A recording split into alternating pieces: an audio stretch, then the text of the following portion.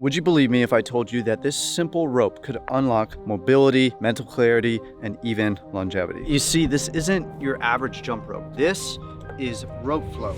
And by the end of this video, you're gonna understand why this might be one of the best kept secrets of the fitness world. Rope flow is one of the most fascinating habits that I've ever discovered. And I'm gonna show you how this works, why it's so effective, and how you can get started today. Imagine this, you're moving gracefully, almost dancing with the rope in your hands. It's meditative, yet energizing. And you're moving not only your body, but also your mind in a way that feels totally effortless, but simultaneously is delivering incredible benefits. So rope flow is a movement practice using a weighted rope where you move in these fluid patterns. Unlike jump rope, there is no jumping. You're just mimicking the natural rotations of the body in this figure eight sort of motion. This way it engages your entire system from your feet all the way up to your neck. It was invented by this guy named David Weck, who's kind of like this crazy mad scientist guy. And it's all focused around something called the spinal engine, which is basically this natural rotation that the body has to use in order to walk, run, and sprint. This is the gait pattern, right? So as we put one foot in front of the other, the opposing arm and shoulder comes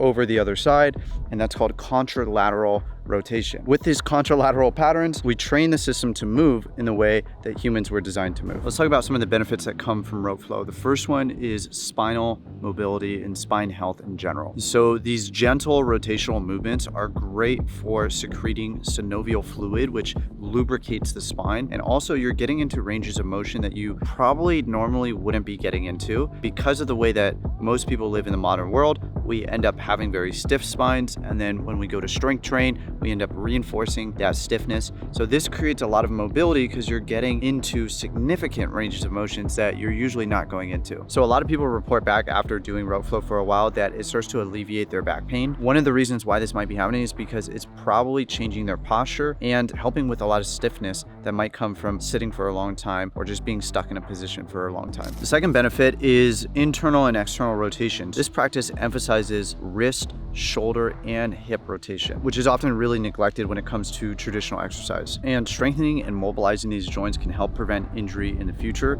and can alleviate a lot of pain in these areas. Because over time, if you don't take care of these joints, this is when injuries start to show up later on down the line. Okay, one of the things that people who do rope flow advocate for the most of why this is such an important practice is because of the enhanced locomotion that comes from this type of practice. So what does that mean? As I described before, when we do these rotational movements, it's working this contralateral pattern, which is how we are supposed to move. So locomotion is essentially like our gait, like how we're walking. And so if we can train things that enhance our ability to move in that fashion, then we're gonna start experiencing what it feels like to move well. Because everyone knows those big bodybuilder guys who, they need to turn their whole body just to look at you, and they kind of walk like penguins.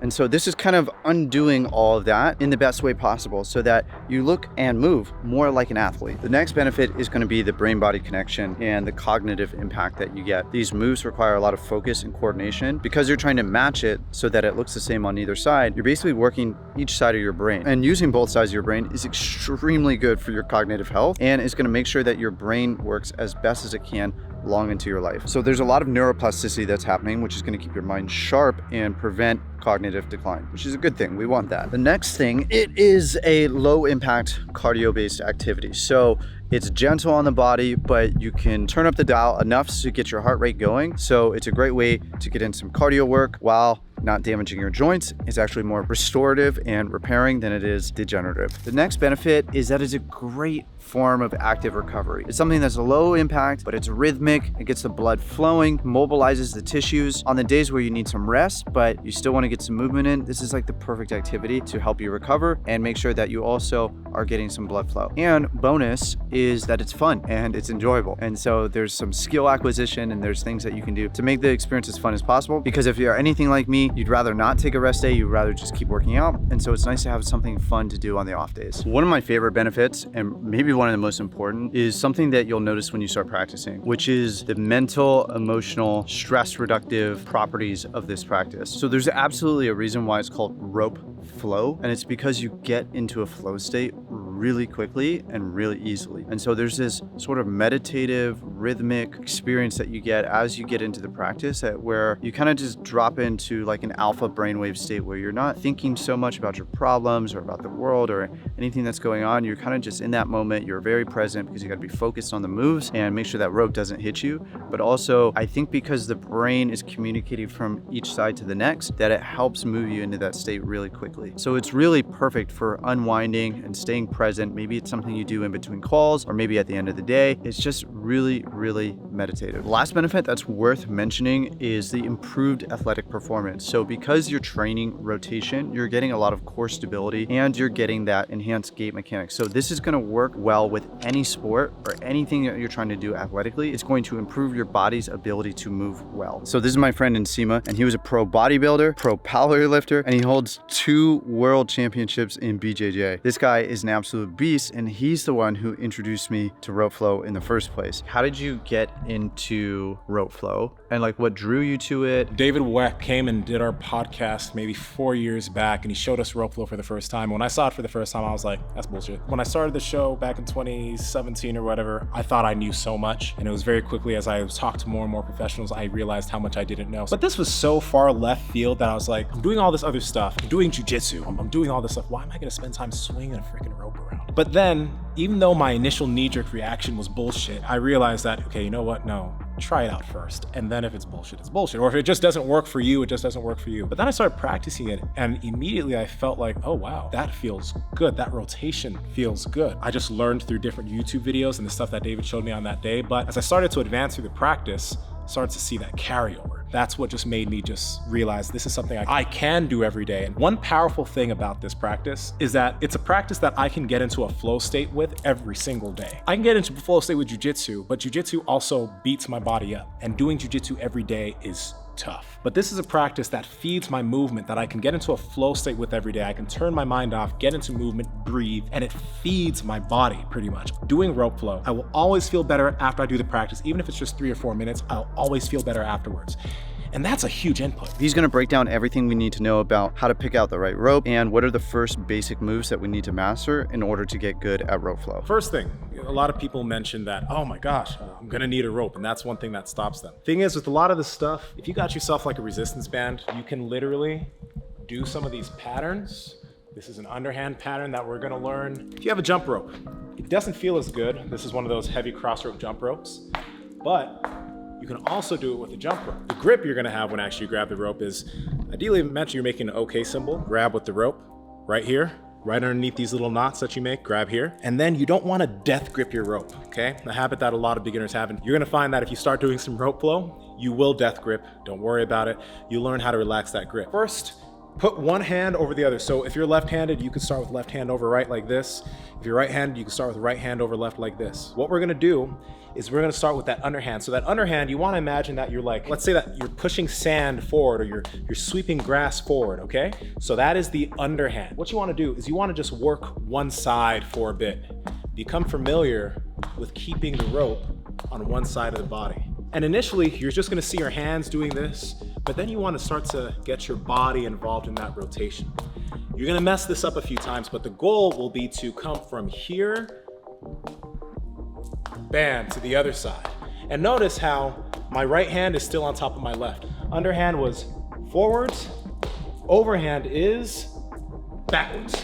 Notice how it's swiping backwards that way, right? You've got overhand, you've got underhand. Now we're gonna do something called a propeller, which is going to allow us to transition from the underhand to the overhand. It's going underhand this way.